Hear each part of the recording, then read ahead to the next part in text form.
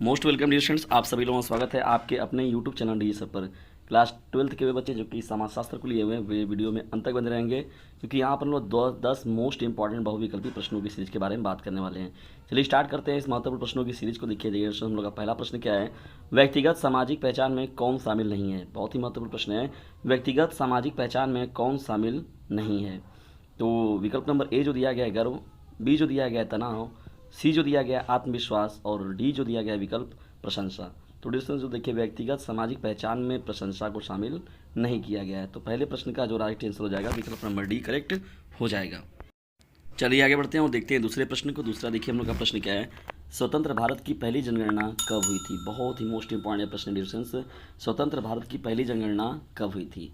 विकल्प number A दिया गया वर्ष 1948 में, विकल्प नंबर बी दिया गया वर्ष 1951 में और विकल्प नंबर सी दिया गया वर्ष 1955 में और विकल्प नंबर डी दिया गया वर्ष 1961 में।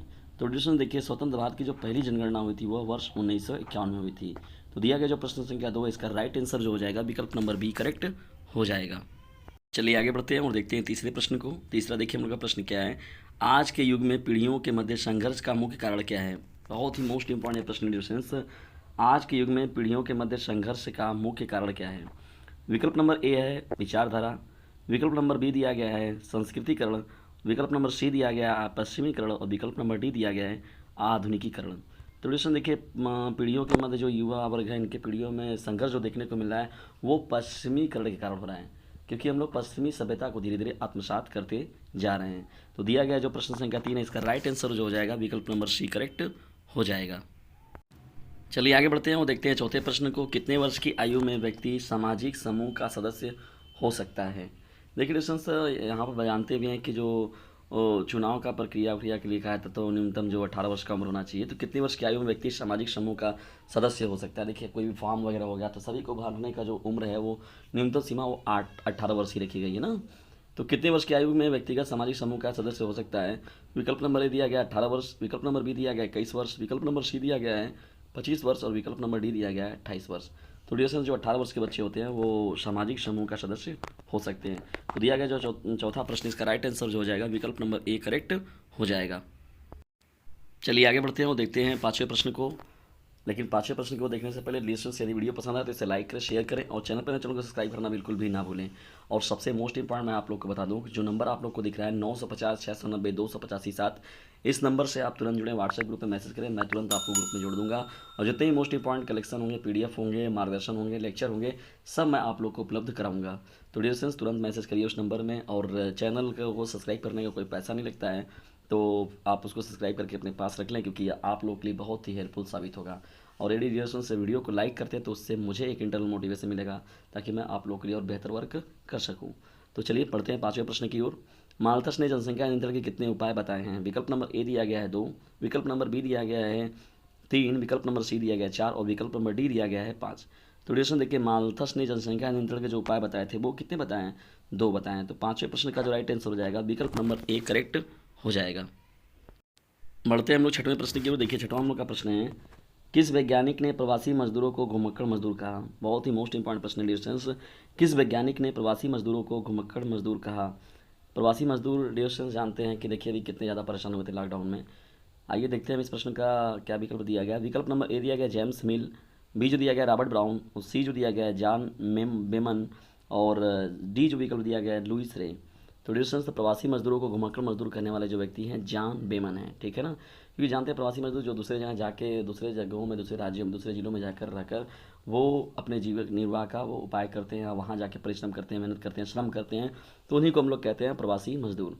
तो छठवें प्रश्न का जो राइट आंसर हो जाएगा डिस्टेंस विकल्प नंबर सी करेक्ट हो जाएगा। चलिए आगे बढ़ते हैं और देखते हैं सातवें प्रश्न को। सातवां हम लोग का देखिए प्रश्न क्या डिस्टेंस, शोध के दौरान घरेलू कार्य के अंतर्गत किसे शामिल किया जाता है। बहुत ही मोस्ट इंपॉर्टेंट प्रश्न है डिस्टेंस, शोध के दौरान घरेलू कार्य के अंतर्गत किसे शामिल किया जाता है। विकल्प नंबर ए दिया गया घरेलू उपकरणों में हुए परिवर्तन को, बी जो दिया गया है काम काज में होने वाले परिवर्तन को, सी जो दिया गया घरेलू कार्यों के विभाजन का स्वरूप और डी जो दिया गया उपरोक्त सभी। तो शोध के दौरान घरेलू कार्य जो होता है अंतर्गत घरेलू कार्य के अंतर्गत किसे शामिल किया गया, तो ये सभी के सभी जो काम हैं वो घरेलू कार्य ही कहे जाते हैं, ठीक है डिस्कशन। तो दिया गया सातवें प्रश्न का जो राइट आंसर हो जाएगा उपरोक्त सभी जो होगा वो करेक्ट हो जाएगा, विकल्प नंबर डी करेक्ट आंसर हो जाएगा। चलिए आगे बढ़ते हैं हम लोग, देखते हैं 8वें प्रश्न को। बहुत ही मोस्ट इंपॉर्टेंट प्रश्नों की सीरीज चल रही है एडुसेंस, तो इसे पूरा देखिएगा वीडियो में जितने भी है। और मोस्ट इंपॉर्टेंट मैंने और भी समाजशास्त्र के वीडियोस बना रखे हैं, उनको जाकर जरूर देखिए। M.N. श्रीनिवास का पूरा नाम क्या है? विकल्प नंबर ए दिया गया मैसूर नाथ श्रीनिवास, बी जो दिया गया है महेंद्र नाथ श्रीनिवास, सी जो दिया गया है महेंद्र नारायण श्रीनिवास, और विकल्प नंबर डी दिया गया है मैसूर नरसिंहाचार्य श्रीनिवास। तो डियर देखिए M.N. श्रीनिवास का जो पूरा नाम होता है मैसूर नरसिंहाचार्य श्रीनिवास है। तो दिया गया जो प्रश्न संख्या 8, इसका राइट आंसर जो हो जाएगा विकल्प नंबर डी करेक्ट हो जाएगा। चलिए बढ़ते हम लोग अब 9वें प्रश्न की ओर। देखिए 9वां हम लोग का प्रश्न क्या है? सूचना का अधिकार अधिनियम कब पारित हुआ? बहुत ही मोस्ट इंपॉर्टेंट है, सूचना का अधिकार अधिनियम कब पारित हुआ था? विकल्प नंबर ए दिया गया 15 जून 2005, विकल्प नंबर बी दिया गया 13 अक्टूबर 2005, सी जो दिया गया 15 सितंबर 2005, और डी जो दिया गया 13 मार्च 2005। तो डियर देखिए जो ये पारित हुआ था सूचना का अधिकार अधिनियम, वो पारित हुआ था आपका 15 जून 2005 को। ठीक है, तो दिया गया जो प्रश्न संख्या 9 है, इसका राइट आंसर जो हो जाएगा विकल्प नंबर ए करेक्ट हो जाएगा। चलिए बढ़ते हम लोग अब लास्ट प्रश्न की ओर, और आज के इस सेशन का हम लोग का अंतिम प्रश्न भी रहेगा।